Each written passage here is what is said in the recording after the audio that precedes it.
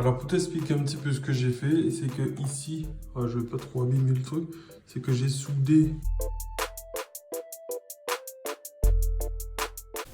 Salut mon ami, c'est Candy, j'espère que tu vas bien. Donc aujourd'hui, on va faire, du moins je vais t'expliquer comment tu peux donner un accès à un de tes immeubles ou à tes appartements à distance sans devoir te déplacer. Bien évidemment, si c'est à distance et que tu n'as pas besoin de te déplacer. Mais l'idée aujourd'hui, c'est peut-être que tu es dans une configuration où tu voudrais peut-être faire de la location courte durée, mais tu te dis que tu n'as pas envie de te déplacer à chaque fois pour pouvoir donner les clés à tes clients parce que par exemple tu as un appartement dans une résidence et qu'aujourd'hui tu n'as pas forcément l'autorisation de la copro pour pouvoir mettre je sais pas des boîtes à code à l'entrée ou de pouvoir changer la poignée de la porte d'entrée de l'immeuble et du coup tu te dis ok ben t'as pas de solution à part venir tous les jours venir apporter les clés aux gens et peut-être que toi t'as pas envie de faire ça donc du coup tu t'es rabattu sur de la location longue durée parce que tu n'avais pas envie d'avoir ces contraintes-là. Et justement, moi, tu vois, moi, je suis un grand fan de MacGyver. Je me rappelle quand j'étais plus petit, je regardais cette série où le mec, il avait toujours une solution technique pour répondre à un problème qu'il avait. Et aujourd'hui, c'est un peu ça. L'idée, c'est que moi, quand je me suis lancé avec cet appartement-là, je me suis dit, purée, moi, j'ai vraiment pas envie de venir donner les clés tous les jours. Donc au début, j'avais délégué ça, c'est-à-dire que c'est quelqu'un qui ramenait les clés et je me suis dit ben non, déjà le fait de déléguer ça me coûte de l'argent. Donc comment je peux faire pour ouvrir la porte à un immeuble qui m'appartient pas directement à distance pour que le client puisse accéder au logement de façon sécurisée et sans que je sois obligé d'être là et sans que je sois obligé je sais pas, de mettre des clés sous un tapis, je sais pas, à l'extérieur, etc. Quoi, tu vois. Donc, c'est ce qu'on va voir aujourd'hui. Et en plus, la beauté de ce système que j'ai mis en place, c'est que tu vas pouvoir l'utiliser même pour toi. C'est-à-dire qu'aujourd'hui, peut-être que, je sais pas, tu travailles, t'as besoin de donner un accès à quelqu'un à ton appartement. Ça peut être ta maman, ton enfant, je sais pas, quelqu'un qui a besoin d'avoir un accès. Et toi, tu peux pas lui laisser ton badge, tu peux pas lui laisser la porte, les clés de la résidence ou de l'immeuble. Et du coup, il faut que tu puisses lui ouvrir la porte à distance. Alors, comment ça fonctionne? En fait, première chose, ce qu'il faudra, c'est que tu puisses avoir un système d'interphone. Donc ça, c'est vraiment la pièce maîtresse du système. Il faut que, en imaginant que tu aies cet appartement-là, tu vois, ici c'est ton appartement, ici ton appart, tu vois. Ton logement, je vais mettre. Ok, ici tu as ton logement et ton logement en fait tu peux ouvrir, en gros tu as un système d'interphone qui permet d'ouvrir la porte du bas. Donc grâce à cet interphone, ce qu'on va pouvoir faire c'est qu'on va venir se brancher directement sur l'interphone pour commander l'ouverture de la porte et tout ça on va pouvoir faire ça à distance. Alors première chose qu'on va pouvoir utiliser pour pouvoir faire ça, c'est qu'on va utiliser ce qu'on appelle une télécommande GSM, d'accord? Donc, on va dire que c'est un système comme ça. Je vais mettre GSM ici. La télécommande GSM, c'est un système que tu vas venir... C'est un peu comme une télécommande, mais qui fonctionne avec une puce, une carte SIM que tu vas pouvoir utiliser un peu comme les opérateurs standards. Et en fait, tu auras un numéro de téléphone. Et le principe est simple, c'est-à-dire que tu vas pouvoir appeler le numéro de la carte SIM qui est dans ce système-là. Et ensuite, ça va pouvoir déclencher. Alors là, on parle d'ouverture de porte, mais en fait, tu peux utiliser cette télécommande pour ouvrir n'importe quoi. Ça peut être une porte de garage, ça peut être pour déclencher l'ouverture de la fermeture de tes volets, ça peut être pour faire n'importe quoi. Ok? C'est vraiment une télécommande, en gros, universelle. Du coup, cette télécommande, tu vas faire quoi? Tu vas la brancher. Tu vas la brancher directement sur ton interphone. Ok, donc on va dire que ça c'est ton interphone. Je sais pas si je dessine très bien, toi. Hop, voilà. Donc tu as ton interphone dans ton logement. Et nous, ce qu'on va faire, c'est qu'on va brancher ce système-là sur l'interphone. Et en fait, ce qu'on va faire, c'est que on va utiliser ce système-là pour pouvoir simuler l'appui sur le bouton ouverture de porte de ton interphone pour ensuite permettre justement l'ouverture de la porte d'entrée. Ok. Ça, on va dire que c'est la porte de l'immeuble. Donc là, on va dire ouverture. Ok. Alors, comment ça fonctionne? Ici, comme je t'ai dit, tu vas avoir une carte SIM. Ok, donc là, tu mets une carte SIM. Tu vas avoir un numéro. Ok. Alors, ce système-là, de mémoire, mais je te mettrai de toute façon les liens en dessous de cette vidéo. Ça m'a coûté autour des les grands max 200 balles, quoi. C'est-à-dire avec le système plus l'alimentation, tu en as pour à peu près 200 €. Après, si tu as, en fonction de tes opérateurs, tu peux avoir une carte SIM pour pas grand-chose, quoi, toi. Soit tu prends une carte SIM avec du moins débit, ou alors tu prends un truc avec abonnement. Mais en gros, si tu as déjà un abonnement, même pour 2 €, 3 €, allez, une dizaine d'euros, quoi, grand max, tu peux avoir une carte SIM que tu vas pouvoir mettre dans ce système-là et qui aura un numéro de téléphone. Ok. Donc, tu as une carte SIM avec un numéro de téléphone. Ensuite, toi, ce que tu vas venir faire, c'est que tu vas venir brancher ça sur ton interphone. Alors, l'interphone, tu peux avoir plusieurs types d'interphones. Il y a des interphones 2 fils, 5 fils, 4 fils, etc. En fonction des options qu'il y a sur l'interphone. Mais toi, j'ai envie de dire, tu t'en moques de ça. Simplement, tu verras que sur ton interphone, en général, tu as une carte, comment dire, une carte de circuit imprimée, ok.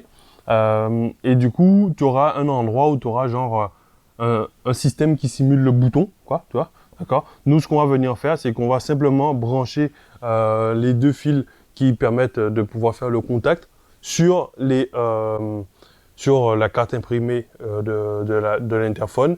Et puis, une fois qu'on aura appelé le système, ça va permettre de pouvoir simuler l'appui du bouton et boum, la porte va s'ouvrir. Alors, pour le paramétrage de ça, bon, la question que tu peux te poser, c'est ok, est-ce que n'importe quelle personne peut appeler le système et ouvrir la porte? La réponse est non. En fait, pour pouvoir ouvrir la porte, il faudra que tu rajoutes un utilisateur. Donc, par exemple, ici, tu vas enregistrer un numéro. Donc, ça peut être ton numéro. Ok, tu mets ton numéro. Et en gros, par exemple, tu enregistres ton numéro dans le système. Et en fait, quand ton numéro appelle ce système, ça permet d'ouvrir. Si par contre, quelqu'un d'autre qui n'a pas enregistré son numéro dans le système appelle la télécommande, mais il va rien se passer. Et par exemple, sur le système que moi j'ai utilisé, tu peux mettre jusqu'à 20 numéros. Donc ça veut dire que en gros, tu peux, il y a 20 personnes différentes qui peuvent qui peuvent actionner le système. Mais en plus, tu vois, le champ des possibles est tellement grand, c'est-à-dire que si on imagine que tu as un immeuble et tu vois, il y a un accès à une porte de garage, tu peux par exemple prendre tous les numéros des gens qui sont dans ton immeuble et les enregistrer dans le système. Et après, comme ça, eux, ils auront juste à appeler le système, du moins la télécommande, pour ouvrir par exemple leur porte de garage. Mais bon, on n'est pas sur cet exemple aujourd'hui. L'idée, c'est simplement de te dire que tu vas pouvoir mettre un utilisateur, par exemple, tu vois, utilisateur 2, son numéro, utilisateur 3, son numéro, etc., etc. Alors, pourquoi on aura besoin de plusieurs utilisateurs? Parce que comme je te dis, le but pour toi, quand tu es investisseur, c'est de pouvoir avoir un système qui fonctionne même quand tu n'es pas là. Donc, aujourd'hui, ce que tu peux dire, c'est que des clients qui vont réserver chez toi, tu vas leur donner une procédure qui sera simple, en disant, ben, quand vous arrivez devant la porte, ok, donc ça, c'est le client. Le client, lui, va téléphoner, par exemple, une plateforme. Ça peut être ton secrétariat ou alors ta femme de ménage ou quelqu'un d'autre, tu vois. Donc, ça peut être toi. Ça peut être ta secrétaire. Ou ça peut être genre agent d'entretien, tu vois. Bon, ça peut être n'importe qui. Tu choisis les gens que tu voudras que ton client appelle. En fait, ton client, il vient, il appelle soit toi, soit la secrétaire, soit ton agent d'entretien. Ton agent d'entretien ou toi ou ta secrétaire appelle la télécommande. OK?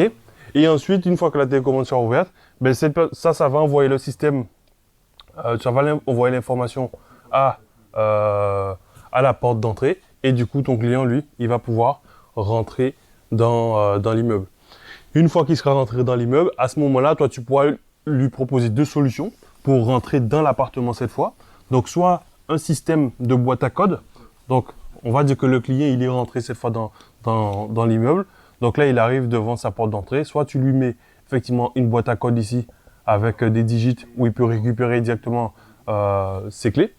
Ou soit tu lui mets directement un système de poignée à code. Et du coup, il peut ouvrir directement la porte en faisant son code. Alors, l'inconvénient d'utiliser la poignée à code et la poignée à code et la télécommande, c'est que si le client s'en va, il n'aura pas d'ouverture. Donc, si tu mets ce système-là, il est plus judicieux d'utiliser une boîte à code. Comme ça, le client, il rentre, il a effectivement une clé pour son appartement, ok, et une clé pour la porte d'entrée de l'immeuble. Comme ça, si la personne vient faire 4-5 jours chez toi, ben, elle peut quand même rentrer et sortir sans devoir à chaque fois rappeler pour qu'on puisse lui ouvrir la porte. Et puis comme ça, quand la personne s'en va, elle peut redéposer les clés ici et puis partir. Après, sinon, tu peux faire les deux, c'est-à-dire tu peux lui mettre une clé pour la porte d'entrée de l'immeuble et ici, un système de code. Mais bon, ça fait beaucoup de complications. Mais bon, c'est toi qui choisis de toute façon ce qui t'arrange le mieux et ce qui va mieux fonctionner pour toi. Et puis comme ça, toi, le client, lui, il peut entrer dans l'immeuble. Ensuite, une fois qu'il est entré dans l'immeuble, il peut avoir accès à la boîte à code ou à la serrure connectée. Et puis comme ça, il peut accéder au logement. Et toi, dans toute cette histoire, tu t'es pas déplacé, tu étais chez toi ou alors tu étais au boulot et ton business, il continue de tourner.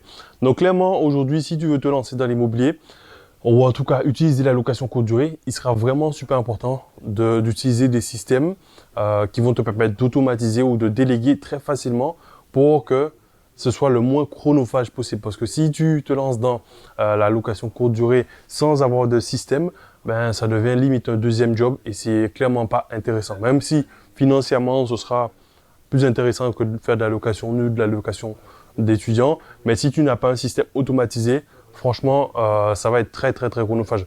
Alors, si tu as un logement ou deux, ça va encore. Mais quand tu commences à avoir 5, 6, 8, 9, 10 logements, alors crois-moi que c'est clairement plus possible. Tu vois, c'est limite ingérable. Donc, il faut absolument que tu mettes en place des systèmes pour que ton business il puisse tourner de façon automatique.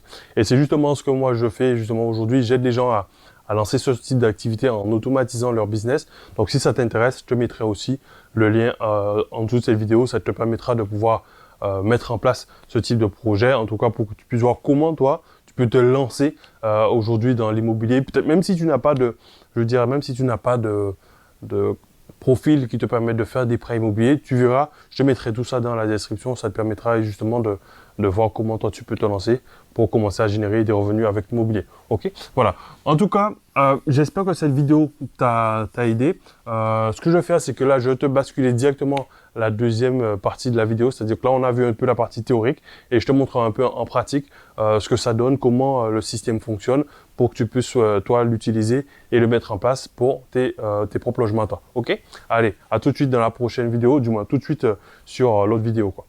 Alors pour t'expliquer un petit peu ce que j'ai fait, c'est que ici, je vais pas trop abîmer le truc, c'est que j'ai soudé la connexion entre le bouton poussoir qui permettait d'ouvrir la porte. Donc c'est le truc qu'on voit ici là. En fait, j'ai soudé les deux fils et ensuite j'ai ramené les deux fils ici sur le relais qui permet de faire la connexion. En fait, c'est comme si ce truc-là vient simuler le fait d'appuyer sur le bouton, en fait. Et derrière ce truc-là, en fait, tu as le système là dans lequel j'ai mis une puce. Et en fait, quand j'appelle la puce, ben, ça simule l'ouverture. Donc en fait, bon là, c'est encore dégueulasse, hein, mais l'idée, ça va être de mettre ça dans une boîte. Et comme ça, je vais pouvoir mettre ça un peu de façon un peu plus sexy ici. Et comme ça, je pourrais contacter le système et puis ouvrir la porte à distance, quoi. Ok? Voilà. Alors, juste pour te montrer le système que j'ai mis en place ici. Alors, bon, là, je viens juste de le terminer. Donc, c'est pour ça qu'il est de cette façon-là. Mais par exemple, tu vois, ici, ce que je vais faire, c'est que je vais appeler la porte. T'as entendu? On a le clac, on a le relais qui se met en route. Alors je vais te le refaire, histoire que tu entendes. Voilà. Donc là, effectivement, si tu entends le clac, tu vois là, ça l'a refait. Donc ça montre bien que la porte sera ouverte. Donc ça, c'est un logement que je suis en train de justement terminer. Donc là, j'ai fait installer cette poignée à code ici pour pouvoir justement mettre toute la partie, la malle de la femme de ménage ici. Donc on va pouvoir installer tous les éléments pour la femme de ménage ici. Comme tu peux le voir ici, j'ai fait installer une prise électrique pour pouvoir justement économiser l'électricité. Donc le système, il va se mettre en route euh, euh, du moins une fois tous les 3 jours, je crois. Alors on peut quand même vérifier si tu veux. On va regarder ensemble. Donc, de mémoire. Attends. Euh, Voilà. Donc là, tu vois qu'il se met à jour. Il s'allume le lundi, mercredi, le vendredi à partir de 2 heures du matin. Et il se termine à 6 heures du matin. Voilà. Donc comme ça, au moins, je sais que le système... il est en route. Après, bon, j'ai pas rajouté d'autres paramétrages. Ici, bon ben, comme tu peux le voir, donc j'ai installé euh, machine à café, bon, micro-ondes, bon, sel, etc. Euh, Ici, on a le café, lave-main et tout. Donc là, ça, c'est la femme de ménage qui a tout géré. Donc, tout ce qui va être vaisselle et compagnie, c'est directement installé. Donc là, avec saladier, euh, saladier, casserole, et puis sac poubelle. De l'autre côté, il doit sûrement y avoir des trucs aussi. Voilà. Donc ça, c'est des trucs très très simples, tu vois. Donc là, on a des verres, des assiettes, euh, une poêle et puis une petite chaudière pour pouvoir cuisiner. Donc voilà, ici je vais te montrer un petit peu dans la chambre comment c'est installé. Donc là, petit tableau. Comme je te dis, ça c'est un logement que je suis en train de faire. Donc là, bon, il faut que je trouve un système pour cacher un peu les fils parce que c'est pas trop beau. Mais voilà. Donc là, la femme de ménage est déjà venue, elle a déjà installé le lit. Mais on va rajouter quand même une tête de lit derrière pour que ça fasse beaucoup plus beau. Comme ça, je vais effectivement avoir du moins, la lumière et puis la tête de lit. Et je pense aussi mettre un tableau juste derrière le lit pour vraiment faire un truc encore plus sympa. Ou peut-être mettre un miroir, je ne sais pas encore. Parce que comme on a déjà un tableau ici, ben, le fait de mettre un miroir, ça permettra d'avoir un rappel de ce tableau-là, juste là, quoi. Ok? Voilà. Donc, comme je dis, effectivement, euh, c'est, il suffit de faire le job et puis tu vas commencer vraiment à générer des revenus. Donc ça, c'est vrai que c'est une petite astuce aussi. Donc j'ai fait enlever le point de lumière qui était là. Il y avait un seul point de lumière. J'ai fait installer 6 spots ici et là. Là, j'en ai mis 4.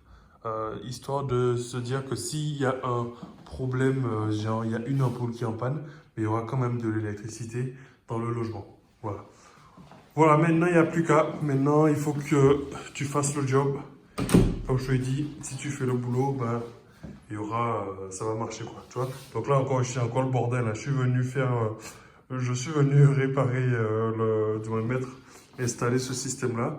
Du coup, c'est pour ça que c'est encore le bordel. Mais d'ici après-demain, du moins d'ici 2-3 jours, le logement sera prêt et on va pouvoir commencer vraiment à générer des revenus avec tout ça, quoi. Ok? Allez, salut, ciao, ciao.